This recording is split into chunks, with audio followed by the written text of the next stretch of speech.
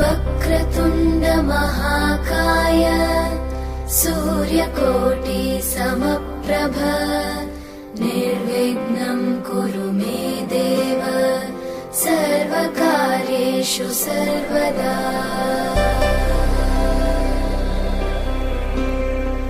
वक्रतुण्ड महाकाय काल करे सो आज कर, आज करे सो अब, पल में प्रलय होएगी, बहुरी करेगा कब।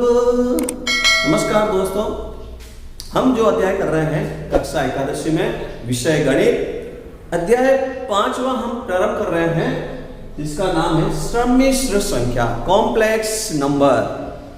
क्या होता है कॉम्प्लेक्स नंबर, इसके बारे में हम कुछ परिचय पढ़ते हैं। जैन गणितज्ञ एक महावीर चार्य जी गणितज्ञ थे। 850 ईस्वी में उन्होंने कहा था कि ऋणात्मक संख्याओं का कोई वर्गमूल नहीं होता। हम जो संख्या बोलते हैं पूर्णांकों के अंदर हम देखते हैं कि 25, तो 25 का वर्गमूल 5, ठीक है ना, 4 तो वर्गमूल 2, 8 तो वर्गमूल 2 वर्गमूल 2, ये धनात्मक संख्या है। अगर इनके आगे माइनस का 25 बोल दिया जाए तो वर्गमूल नहीं, माइनस का 4 बोल जाए तो वर्गमूल नहीं। ये महान श्री जैन महावीराचार्य जी ने बताया। फिर उनके बाद एक गणितज्ञ हुआ जिनका नाम था जैन रेने डिकार्टिज। एक रेने डिकार्टिज व्यक्ति, महान गणितज्ञ, जिन्होंने 1637 ईस्वी में ये कहा कि जो संख्या होती है वो दो तरह से हो सकती है, वास्तविक संख्या और काल्पनिक संख्या, जिसको हम 10वीं कक्षा में पढ़ चुके हैं। b² - 4ac का मान जब 0 से कम होता है या ऋणात्मक होता है तो वास्तविक संख्या संभव नहीं, तो फिर वो काल्पनिक संख्या होती थी, हम ऐसे कुछ कहते थे। फिर एक महान गणितज्ञ हुआ ऑयलर, सन 1748 ईस्वी में। उसने इस वर्गमूल के लिए, इन काल्पनिक संख्या को दर्शाने के लिए उसने व्यक्त किया, ऑयलर ने, -1। ये जो ऑयलर व्यक्ति था, इसने इस वर्गमूल -1 को एक नाम दिया आई। क्या नाम दिया? आई, स्मॉल आई। इसको जो व्यक्त करते हैं, इसको आयोटा से व्यक्त किया। काल्पनिक संख्या को दर्शाने के लिए उसने वर्गमूल -1 को आयोटा नाम दिया।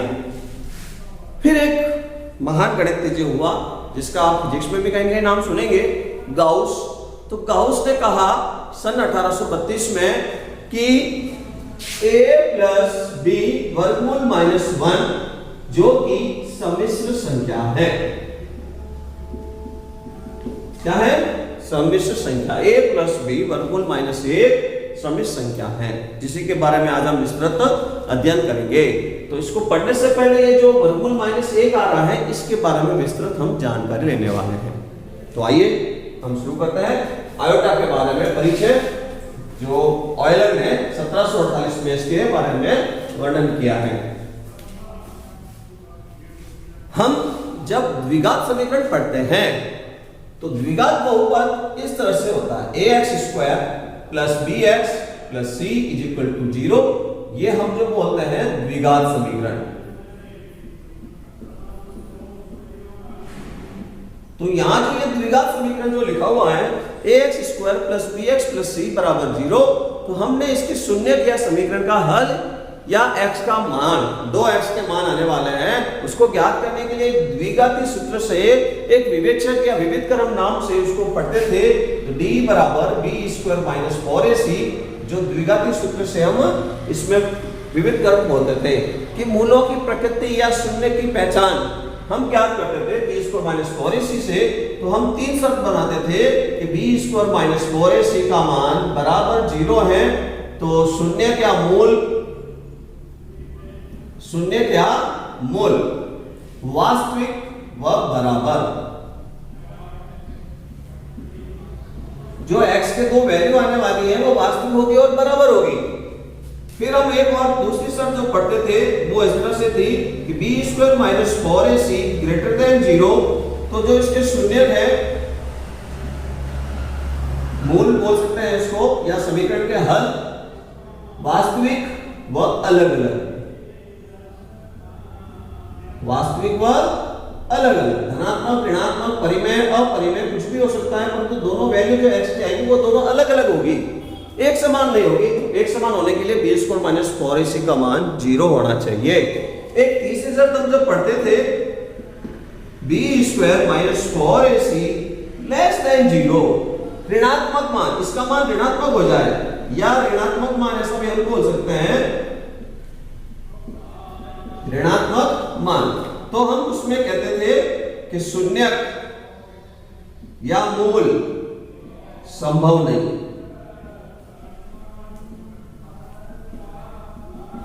तो इस तीसरे जो पॉइंट का विस्तृत जब अध्ययन किया गया, तो अध्ययन करने पर फिर इसकी विस्तृत खोज के लिए काल्पनिक संख्या इसको बोला जाने लगा।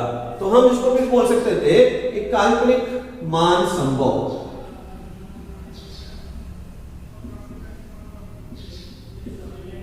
ठीक है, तो इस काल्पनिक मान को ज्ञात करने के लिए ही ऑयलर ने सन 1748 में उन्होंने 1748 में ऑयलर व्यक्ति ने फिर एक आयोटा की खोज की। 1748 में आयोटा, जिसको उसने आयोटा को वर्गमूल माइनस 1 के बराबर माना, जिससे हम काल्पनिक संख्याओं को दर्शा सके, जो काल्पनिक मान आए उसको दर्शा सकें। किस तरह से, तो आइए मैं यहाँ पर जो ये लिखा है इसको उदाहरण देकर हम समझने वाले हैं। तो आपके सामने एक उदाहरण है किस तरह से कि यदि x स्क्वायर माइनस का 4 बोले, x स्क्वायर माइनस का 4, तो x की वैल्यू हम बोलेंगे इस तरह से x स्क्वायर बराबर 4, x बराबर वर्गमूल 4, तो x बराबर प्लस का 2 व माइनस का 2। ये हमने बात बोली वास्तविक संख्या के मान 2 व माइनस 2। अगर यही प्रश्न जब यहां पर इस तरह से खड़ा हो जाए x स्क्वायर प्लस का 4 इक्वल टू 0, तो अब आप बताइए इसके अंदर क्या x की वैल्यू होगी। तो इसको हल करने के लिए x स्क्वायर बराबर माइनस का 4 वर्गमूल माइनस का 4।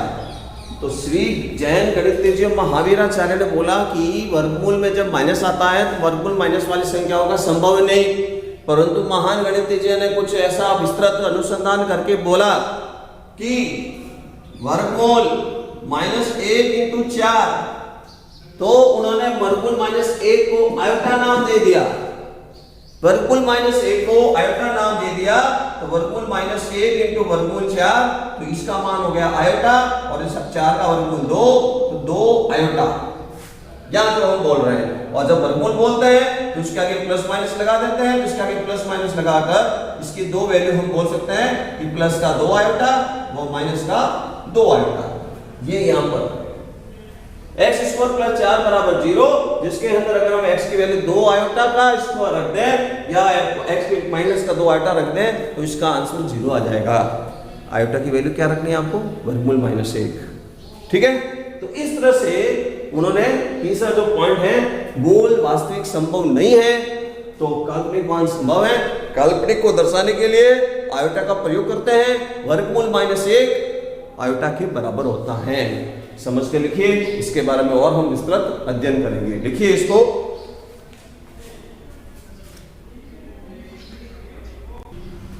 तो आइए हम विस्तृत अध्ययन आयोटा के बारे में, किस तरह से आयोटा का प्रयोग करके हम समृद्ध संख्या बनाएंगे, वो सीखने वाले हैं। तो अभी हमने जो सीखा है, ऑयलर के मुताबिक वर्गमूल माइनस 1 का मान आयोटा होता है। ठीक है, तो कुछ हम इसके संबंधित कुछ फॉर्मूले बनाते हैं जो आयोटा से संबंधित हम प्रयोग में लेंगे आगे।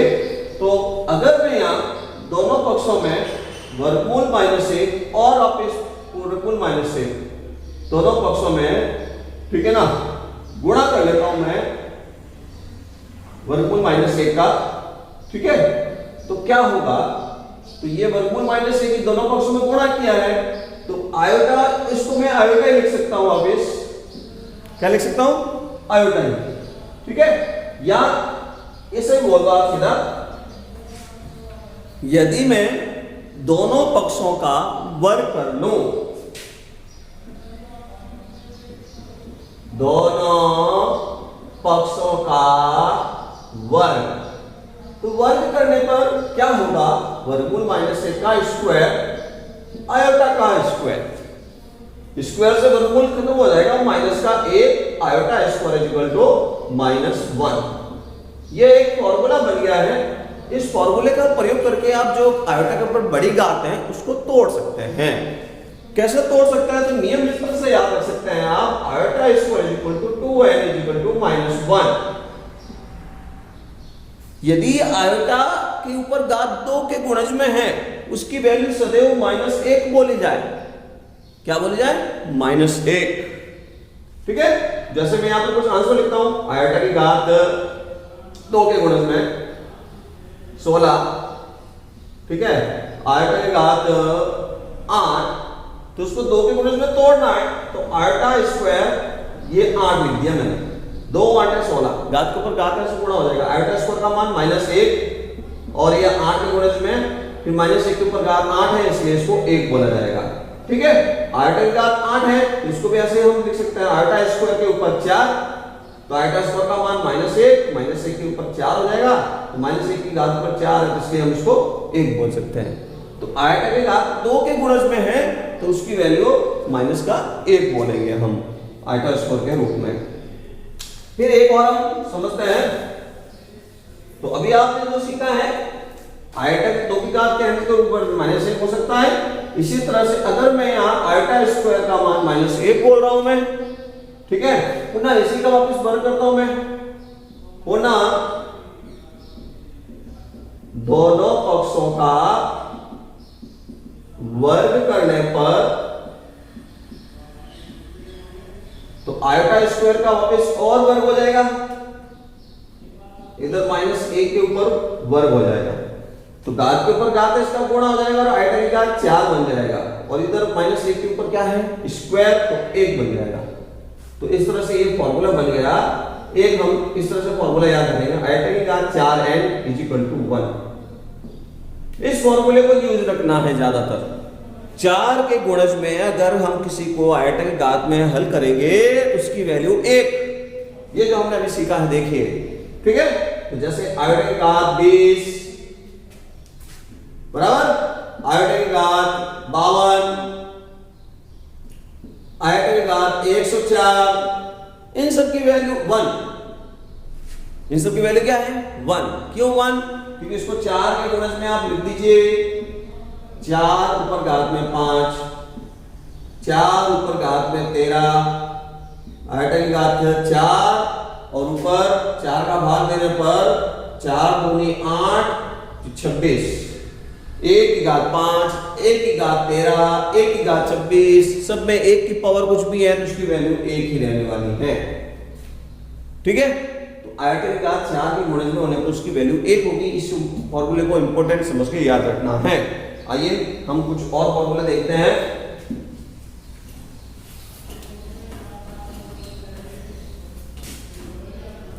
तो देखिए अभी जो आपने पढ़ा कि आयोटा का जो मान होता है वर्गमूल माइनस का 1 होता है, ठीक है। तो देखिए मैं यहां पर एक और फॉर्मूला बनाने वाला हूं, अंश व हर में -1 का भाग देने पर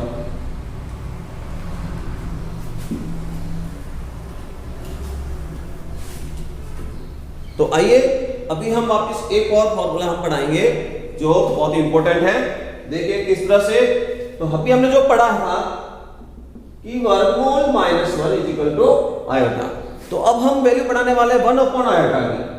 1/आयोटा दिखता है तो इसकी वैल्यू क्या होगी, इसकी वैल्यू बनाने के लिए हम काम करते हैं। देखिए जो यहाँ पर 1/आयोटा लिखा हुआ है इसको मैं अंश व हर में आयोटा से गुणा करता हूं। 1/आयोटा की वैल्यू बना रहा हूं मैं कि 1/आयोटा किसके बराबर होता है, अंश व हर में आयोटा का गुणा किया है तो 1 का आयोटा से गुणा हो जाएगा तो आयोटा बन जाएगा, आयोटा को आयोटा से गुणा करेंगे तो आयोटा स्क्वायर बन जाएगा। ठीक है, तो आपको ध्यान है कि चूंकि वर्गमूल -1 = आयोटा, या यहां से वर्गमूल इधर ले आए तो -1 = आयोटा, आयोटा इसको हटाकर मैं -1 लिख सकता हूं। तो 1 upon iota is equal to iota upon -1 है, तो हम इसको ऐसा भी लिख सकते हैं 1 upon iota is equal to minus iota. ठीक है, तो इस तरह से अभी जो हमने पढ़े हैं, जो कुछ फॉर्मूला आयोटा के रूप में आपको याद रखना है। नंबर 1 इस तरह से आपको याद रखना है कि आयोटा को माइनस का 1 बोलते हैं।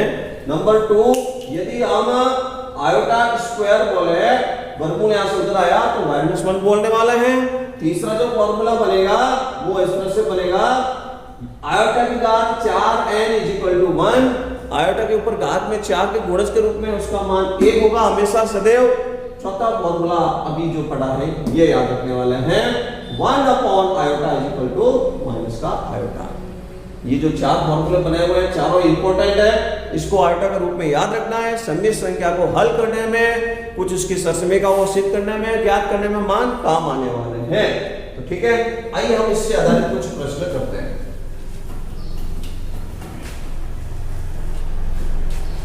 तो भी हमारे सामने प्रश्न है, निम्नलिखित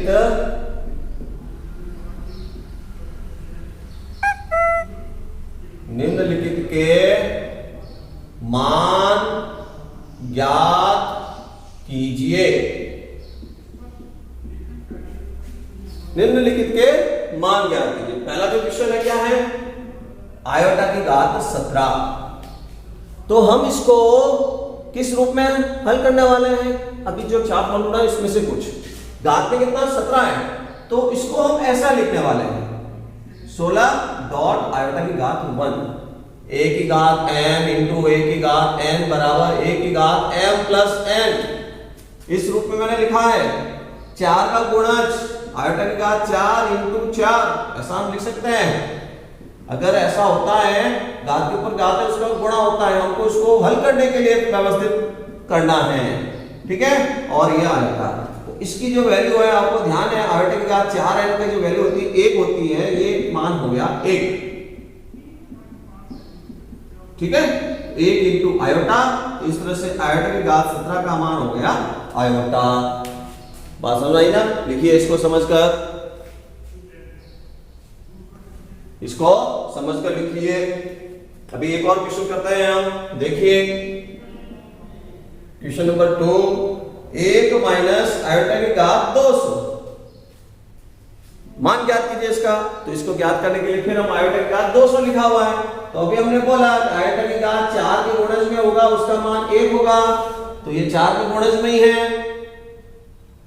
तो आयोटा की घात 200 तो 4 इंटू 50, 1 माइनस इसका मान हो गया 1, और घात में 50, 1 minus 1 equal to 0। 1 minus iota की घात 200 का ये आंसर आ गया। बहुत ही आसान है, ध्यान रखना है कुछ ये 4 फॉर्मूले जो हमने बताए उसको आप बढ़िया तैयार करेंगे। आइए एक और क्वेश्चन हम ले रहे हैं।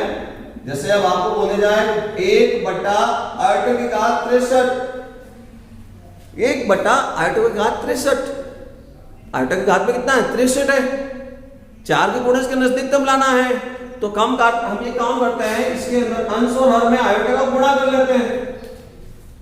जो प्रश्न था उस प्रश्न में अंश व हर में क्या कर लेते हैं, आयोटा का गुणा।